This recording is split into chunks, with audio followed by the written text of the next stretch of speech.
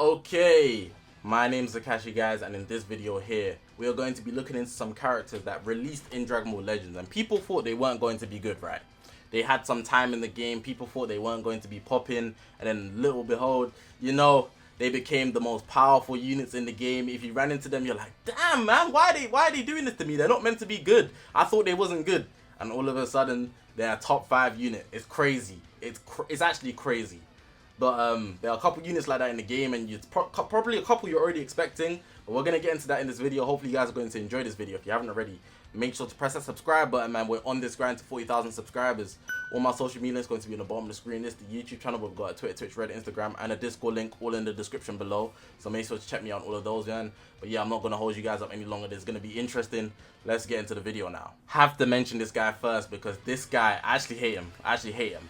I had to conform to using him, especially in the hybrid meta, but I actually hate him, man. This guy released, in, I don't even know when, I think it was last year or the year before that. Regardless, it was early sometime in the year. And this guy was so not good. He's a support unit for Future or any team that you want to put him on, really. He works as a leader slot. But he's meant to actually buff the team, which is actually tapped because he couldn't actually absorb any damage. Like, he literally is meant to give out buffs. You can see here, the following effects occur after enemy attack is over, 25% of damage inflicted by allies. It's after the enemy attack is over. So imagine they're doing a long combo, right? They're doing a long combo. At the end of that, you only get 25%. You've lost your probably endurance because he was actually so weak. I'd say the platinum equip helped him out a lot, but this guy resurfaced at any inconvenient time if you're not a Future user or a hybrid user. And even then, now that we have the leader slot, it's no matter what. For some reason, people sneak him in and he works, man. This guy here, we did not like him on release, and a lot of people had that opinion, but his value is just, it's just like, it chills at the top. He never drops. He's just lurking. He's always there. Like, say there's shadows at the top, there's shadows at the bottom. He stays at the shadows at the top. He's always the working force behind the scenes, and whenever a team needs endurance or a slight support, Future Gohan's on his way. He's on his way. He's on his way. He's working hard, man. The platinum equip really did help him, though. I'm not going to lie. Making him a bit more useful, but I don't like giving him props, but I got to, man. He deserves it, man. Future Gohan, get me tight, bro. But you nice. I'm gonna give you your props. That's number one. What is this video if I do not mention LF Gogeta Blue? Now, this guy is getting a big mention because when he released, everybody loved Broly, but they were really crapping on Gogeta Blue, saying he wasn't good, he's not useful, what's the point of him having to build up his ultimate, da-da-da-da-da. But this guy's shine time became 24/7 when people realized that his green card is a guaranteed kill. He has no cover changes, nullifies cover changes, I believe, for the first 2 times that he switches in, maybe 3, but I believe it's 2. And in that time, it's easy to build up his ultimate. Every time he switches in, he heals. That is an amazing factor because if you add health restoration equips on him, he stays full health for a long time. And back then, if you actually used Vados, the healing on the team was nuts. If they Zenkai Vados, it's a long day for the Mary again. If they give this guy a plat as well, it's a long day. So with that being said, his green card alongside everything else that you have on the back, it just kept him alive for so long. Broly fell off a cliff much faster, and this guy was very much overshadowed. We knew he was good because he was a new unit. He looked good with the animations and whatnot. Everybody was happy for the festival, but when they were actually released in game, especially with the Super Saiyans, everybody used Broly, and this guy did not get the respect he deserves. Now looking forward, nobody talks about Broly, but people are very much looking forward to for this Gogeta Blue Zenkai or Platinum equip that actually fits him. He's got many Platinum equips. I think he's got 5, which is insane. But he doesn't have one that's specific for him. So if he was to get a Plat or a Zenkai, most people probably want a Zenkai. This guy here would actually dominate PvP with just the stats because his green card, again, guarantees you a kill.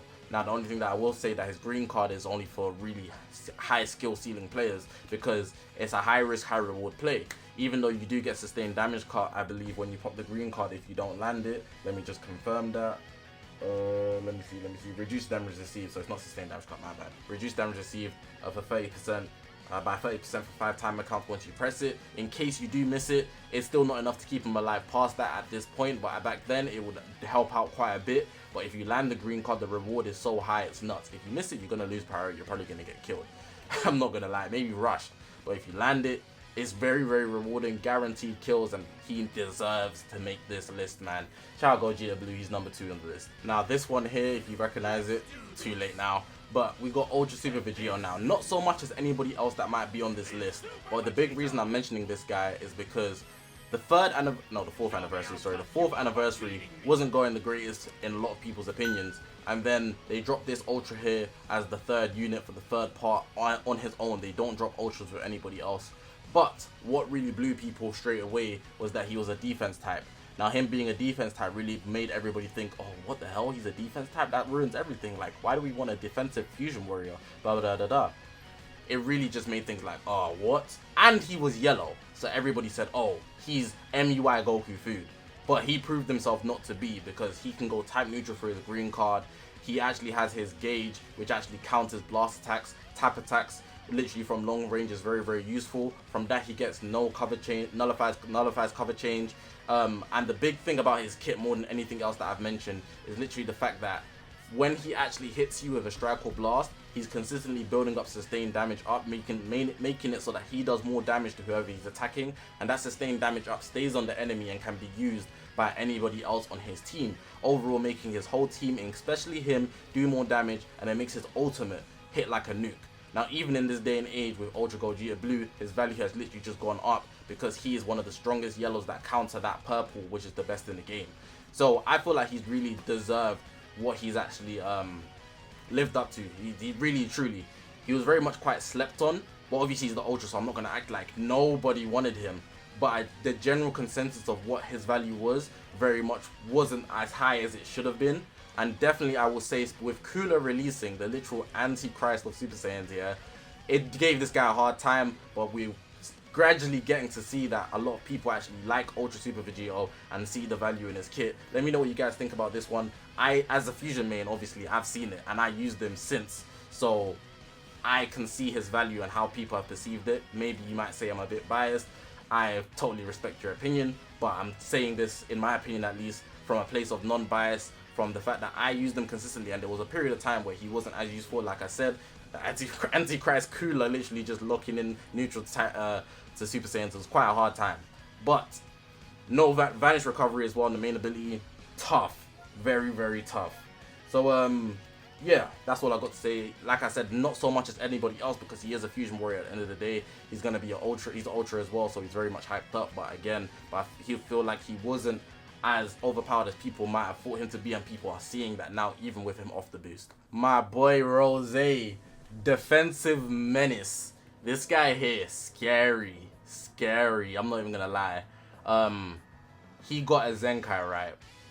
A Zenkai, and the Zenkai, everybody thought it was trash. So day one, right, you get all the showcases, the pay to win content creators, you guys would all watch. I didn't day one Zenkai him, so I never gave my opinion until later on.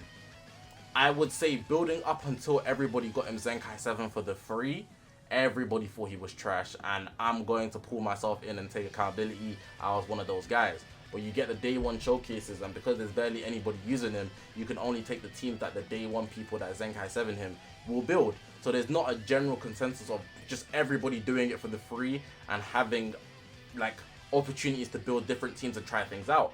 People won't have like millions of games. Like, you can't just have 5 people have him at Zenkai 7 and give a general consensus for everybody. That's not how it works.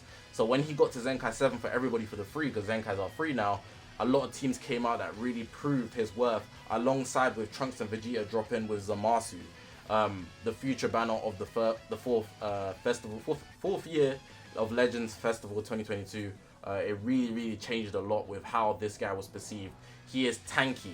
He is a rush merchant, yes, but he can take you out other ways if you have endurance, because he nullifies endurance permanently, whether it be the strike, the blast, the ult, or even just tap attacks. It's insane how this guy was sneaking up on people, really showing his value, man. Do not sleep on Rose. He's a actual tank. Like, he's actually strong. Like, if anybody's going to be a defensive menace, it's this guy. He has the equips that warrant it as well, and do not sleep on the actual things in his kit. So let me just go through a couple things in his kit. So his green card, right, summons a blue card first time. He can go type neutral. I believe it's on the blue card, and I feel like those are the biggest thing that I want to point out about his kit. The ultimate damage does more damage the closer he is to last stand, so that's just to be considered. Sustained damage cut, I'm not even gonna go through the uniques, man. I already spoke a lot about Rose, and I feel like he deserves this to be on this list a lot more than probably anybody else. He's probably a top 2 contender for people that everybody that thought someone was trash. This guy deserves it, man. Like he needs a trophy. Rose, I think he's number 4 on this list. I don't know. I stopped counting. This Vegeta, although it was a long time ago, a very, very, very underrated unit once he got his Zenkai. It was the same case.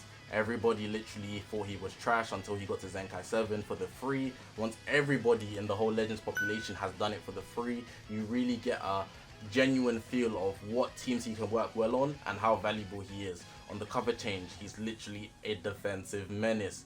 And then the fact that he can build up damage way better than a lot of units, the way they build up damage. This guy builds up, he ramps up. His green card, I believe it stacks unlimited to his ultimate. Look at that. Draw the strikeouts next, so you get that's from the Zenkai, I believe. He gets health from it, plus 20% special move or ultimate art cannot be cancelled. So you can literally stack it up like an insane amount, and you're gonna do a dangerous ultimate, bro. Literally, one card sometimes on the ult is crazy, and because of how hard of a sniper he is, you have to play it very, very carefully if you're actually switching in a certain person when you're fighting this guy. Even if you're anything but purple, it could be one strikeout and an ult, you're dead. People have to be very careful when they're dealing with this Vegeta. I'm not gonna lie, his Zenkai was nice. One of the nicest Zenkais in the game, especially if you got him above 9 stars. You can actually still see results at any point, as long as you are able to actually just get that main ability off for the ultimate and just snipe someone quick. 2 times draw speed on the ultimate, by the way. I mean the main ability, which is actually a big factor. The only thing he was missing was nullifying cover change, but even without that, he was still shining after everybody got him to Zenkai 7 free to play. So shout out Vegeta, man. I don't really gas up Vegeta, but shout out Vegeta, man. He works well. The last one I want to mention, even though it wasn't so long ago, is actually the Tag 4s. Now, the Tag 4s on release, yeah, I feel like just GT wasn't established. Like, I don't know how to explain how it wasn't established, but it wasn't established. It just doesn't feel like it was established. On release, everybody was pretty much crapping on them, and they were really trying to like cut them short. I'm gonna count myself in this one as well. I'm not gonna lie, but once like the GT guys got their stuff together, like, oh, we got Android 17, we got LF4Q, you know. Maybe put Beast Gohan on the squad too, you know, if we just want to force him on the leader slot. The Tag 4s, once they got the stars up as well, because you know when the banners dropped first time, people are scavenging for CC, I'm not going to lie. They spend the CC that they have as the start of the festival. So the GT guys actually had a lot of time to save, I'm not going to lie. They just didn't feel as powerful in the first week than later on. And I can't explain why that is. Their kit, maybe it was Beast Gohan. It was Beast Gohan. I was actually just thinking about like, why? Beast Gohan was so menacing that these guys did not shine. And that says a lot about how good Beast Gohan was. But then, now that we've seen a lot more variety and diversity in the meta, these guys shine so hard on GT. It's like they live forever. They can't be killed as well, because if you rush them, ult them, 10-time accounts go down. Switch out. 4Q. Save the day. 17 sacked off. It doesn't matter, bro. These guys are not dying. It's insane. They've got a good team as well. They hit hard, combos long, explosive green, tag switch, so they're healing. It's a lot to deal with, man. The fact that GT is a good team is actually just like, really, this happened? Like, but yeah, tag 4s have to be mentioned, I feel like, just because of Beast Gohan. When he kind of got out the way, he's not out the way at all, but with him not being the only individual force in the game, it allowed the Tag 4s to shine a lot more, so I think I should mention them. They're going to be the last one for this list. Let me know what you guys think. But yeah, that's going to close out the video, man. Hopefully you guys did enjoy. I might do a part 2 of this, but these were like the big ones that shunned to me. Maybe I missed out a couple people, but of course I could always do a part 2, so just let me know what you guys think about this one and suggest if you would like to see it in part 2. Hopefully you guys did enjoy this video. If you haven't already, make sure to press the subscribe button, man. We're on this grind to 40,000 subscribers. All my social media is going to be on the bottom of the screen. This is the YouTube channel. We've got a Twitter, Reddit, Instagram, and a Discord link all in the description below. So make sure to check me out on all of those. I'm going to leave the video like that, man. I appreciate you guys for watching. All the love and support on the channel. It's amazing, man. I appreciate it. For real. My name's Zakashi, guys, and I'll see you guys in the next one, man.